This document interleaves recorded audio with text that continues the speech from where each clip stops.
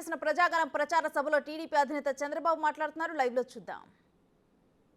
తీసుకోండి, ఎక్కడ దప్పికేస్తే నీళ్లు తాగడానికి, టీ కొట్టు కనపడిస్తే టీ తాగడానికి ఒక గ్లాస్ కూడా తీసుకోండి. పక్కనే కమలం పూగుడు పెట్టుకోండి, అందంగా ఉంటుంది. మీరు ముందుకెళ్ళండి, అడ్డొస్తే తొక్కుకుంటూ పోండి, సైకిల్ స్పీడ్ పెంచండి, కమలం వికాసం పెరుగుతుంది.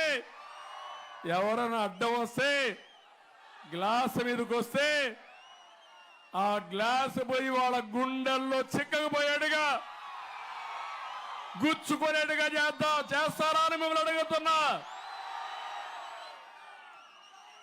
ఈ మీటింగులు చూస్తామంటే జగన్మోహన్ రెడ్డికి నిద్ర రాదు. ఇంకొక 4 టీవీలు పగలు కొడతాడు రాత్రిలో. అదే జరుగుతుంది. రోజంతా ఖాళీగా ఉన్నాడు, టీవీలు చూస్తా ఉంటాడు. పిచ్చి పడుతుంది, పిచ్చి పట్టినప్పుడు టీవీ పగలు కొడతాడు. ఎవడన్నా వస్తే వాడి పని అయిపోతుంది, ఇంక తల పగలు కొడతాడు వాడిని. ఆ పరిస్థితి వస్తుంది. నేను అడుగుతున్నా, ఈ రాష్ట్రానికి ఎంత ద్రోహం చేశాడంటే, ఒక ముఖ్యమంత్రిగా ఉండే వ్యక్తి, నేను పోలవరం కేంద్ర ప్రాజెక్టు నేను వాళ్ళని మెప్పించాను. మెప్పించడమే కాకుండా ప్రధానమంత్రి కూడా అభినందిస్తున్నా. నేను ముఖ్యమంత్రి అయిన తొలి రోజు నేను ఢిల్లీకి వెళ్ళాను. ప్రధానమంత్రి గారిని, ఆ రోజు రాజ్నాథ్ సింగ్ గారిని, వెంకయ్య నాయుడు గారు ఉన్నారు. నేను ఒకే విషయం అడిగాను, పోలవరం ఇది నేషనల్ ప్రాజెక్ట్. ఇది అయితే 7 మండలాలు తెలంగాణలో ఉన్నాయి. తెలంగాణలో ఉండే మండలాలు ముంపుకు గురవుతాయి. మీరు 7 మండలాలు నాకు ఇవ్వకపోతే, తెలంగాణ అడ్డుపడితే పోలవరం పూర్తి కాదు. మీరేం చేస్తారో నాకు తెలియదు. నేను ముఖ్యమంత్రిగా ప్రమాణ స్వీకారం చేయను. ఆ 7 మండలాలు ఇస్తేనే నేను ప్రమాణ స్వీకారం చేస్తానని చాలా గట్టిగా చెప్పాను.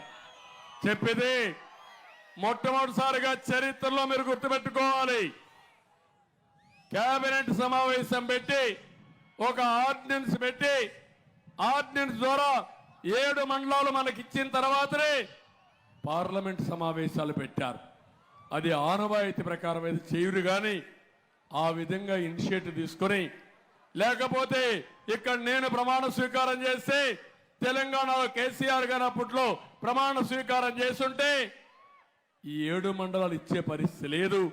ఆ రాష్ట్రం ఒప్పుకోవాలి, ఈ రాష్ట్రం ఒప్పుకోవాలి. అది చరిత్రలో జరిగేది కాదు.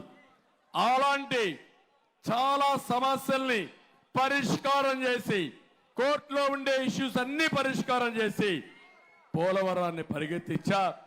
పట్టిసీమ తీసుకొచ్చి ఒకే సీజన్లో 120 టీఎంసీ నీళ్లు తీసుకొచ్చి కృష్ణా డెల్టాని స్టెబిలైజ్ చేసిన పార్టీ తెలుగుదేశం పార్టీ. 72% పూర్తి చేశాను.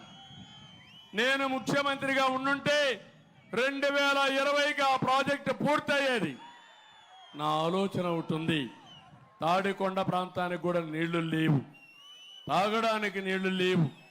ఇక్కడే వైకుంఠపురం ప్రాజెక్టు కట్టి ఇక్కడి నుంచి నీళ్లు తీసుకుపోయి నక్రేకల్లో నీళ్లు వదిలిపెట్టి అక్కడ నాగార్ సాగర్ రైట్ మెయిన్ కెనాల్కి వేస్తే నాగార్ సాగర్ లో నీళ్లు వాడాల్సిన అవసరం లేదు. ఇది జరిగి ఉంటే ఇంకో పక్క నా కళ పోలవరాన్ని పూర్తి చేసి నదుల అనుసంధానం చేసి ప్రతి ఎకరాకు నీళ్లు ఇవ్వాలని, మీకందరికీ తాగునీళ్లు ఇవ్వాలని కలలుగన్నాను. ప్రతి ఇంటికి కొళ్ళాయి ద్వారా నీళ్లు ఇవ్వాలనుకున్నాను. దుర్మార్గుడు వచ్చాడు, మీరు మోసపోయారు, నన్ను కాదన్నారు.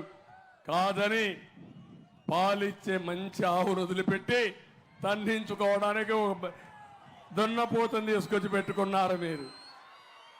ఆ దున్నపోతు 5 ఏళ్లు తన్ని అలిసిపోయాం, బక్క చిక్కిపోయాం. ఇప్పుడు రోషం వచ్చింది. తిరిగి మనిషికి ఒక రాయి తీసుకొని, ఏ దొరికితే తీసుకొని ఆ దున్నపోతుని చిత్తుగా ఓడించి ఆ ఫ్యాన్ అనే మాట లేకుండా చేసి మీరు ముందుకు పోవాల్సిందిగా కోరుకుంటున్నా.